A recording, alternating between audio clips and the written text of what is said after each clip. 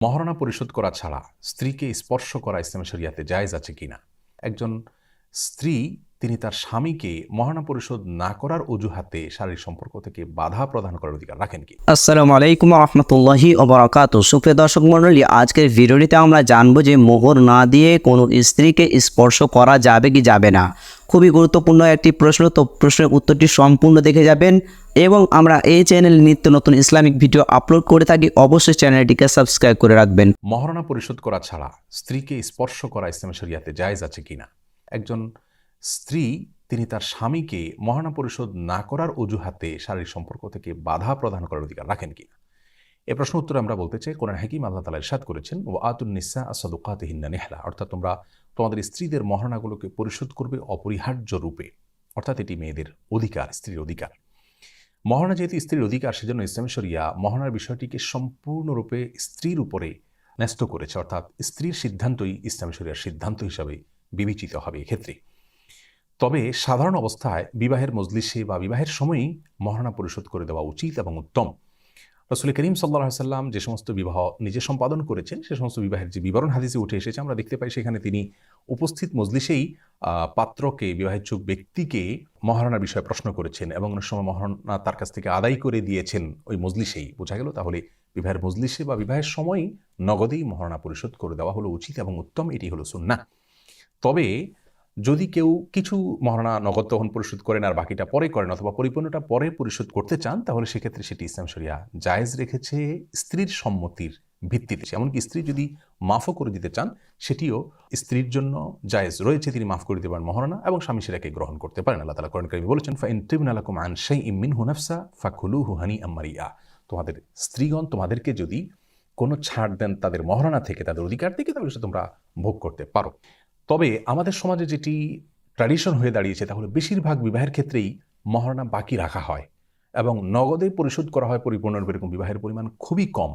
এই জিনিসটি ইসলামী শরিয়ার দৃষ্টিকোণ থেকে মোটেও ভালো কিছু নয়, কারণ একজন পুরুষ বিবাহের জন্য তিনি অগ্রসর হবেন তখনই যখন তার কাছে মহারণার ব্যবস্থা হবে, অর্থাৎ মহারণার অ্যারেঞ্জ করেই তো তিনি বিবাহে নামবেন। কিন্তু মৌলিকভাবে বাসরে যদি স্ত্রী তার স্বামীকে সুযোগ দেন যে তুমি মহারণা পরে পরিশোধ করিও, তাহলে সেটি স্ত্রীর সে অধিকার রয়েছে।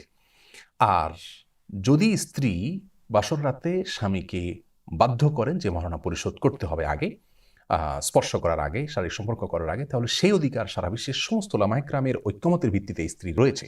রাসূল আকরাম সাল্লাল্লাহু আলাইহি ওয়াসাল্লামের মেয়ে ফাতেমা রাদিয়াল্লাহু তাআলা আনহা, তাঁর বাসরের সময় তিনি কিন্তু আলী রাদিয়াল্লাহু তাআলা আনহুকে বাধ্য করেছিলেন মহারণা পরিশোধ করার, অর্থাৎ বাসর করার আগেই মহারণা যেন পরিশোধ করা হয়, এবং তিনি একটি লৌহবর্ম দিয়ে তার মহারণা তিনি পরিশোধ করেছেন রাসূল আকরাম সাল্লাল্লাহু আলাইহি ওয়াসাল্লামের নির্দেশে। যদি স্ত্রী একবার সে অধিকারকে ছাড় দেন, অর্থাৎ স্বামী পরবর্তীতে পরিশোধ করবেন সেরকম প্রতিশ্রুতির ভিত্তিতে বা স্বামীর প্রতি সুধারণার ভিত্তিতে যদি ছাড় দেন এবং শারীরিক সম্পর্ক হয়, তাহলে পরবর্তীতে আর কখনো মহারণা পরিশোধ যদি স্বামী না করেন, টালবাহানা করেন, ঘোরাঘুরি করেন, তাহলে সেক্ষেত্রে স্ত্রী শারীরিক সম্পর্ক করা থেকে স্বামীকে বাধা দিতে পারেন কি না, এ বিষয়ে জমহুর বা বেশিরভাগ ওলামায়ে কেরাম, ইমাম আবু ইউসুফ, ইমাম মুহাম্মদ, ইমাম শাফি, ইমাম আহমদ ইবনে হাম্বল রাহিমাহুল্লাহ সহ বেশিরভাগ ওলামায়ে কেরাম, ইমামগণের মত হলো যে পরবর্তীতে আর বাধা দিতে পারবে না। একবার যদি স্বামীকে সুযোগ দিয়ে থাকেন, তাহলে পরবর্তীতে আর বাধা দেওয়ার অধিকার তার থাকবে না। কিন্তু ইমাম আবু হানিফা রাহিমাহুল্লাহর মত হলো এক্ষেত্রে যে পরবর্তীতে যদি স্ত্রী দেখতে পান স্বামী প্রতারণা করছেন বা ঘোরাঘুরি করছেন বা টালবাহানা করছেন বা দিচ্ছেন না, পরিশোধ করছেন না, যেহেতু স্বামীর প্রতি বিশ্বাসের জায়গা থেকে সুযোগ দিয়েছেন তিনি, অতএব বিশ্বাস ভঙ্গ করার দায়ে স্ত্রী তার নিজেকে গুটিয়ে রাখতে পারেন এবং শারীরিক সম্পর্ক করতে বাধা দিতে পারেন। এক্ষেত্রে দলিলের দিক থেকে আবু হানিফা রাহিমাহুল্লাহর মতটি অধিকতর আমার কাছে শক্তিশালী মনে হয়, যদিও জমহুর বা বেশিরভাগ ওলামায়ে কেরাম বা ফতোয়া হলো প্রথম মতটির উপরে, অর্থাৎ একবার যদি সুযোগ দেওয়া হয় তাহলে দ্বিতীয়বার আর বাধা দেওয়ার এখতিয়ার থাকবে না।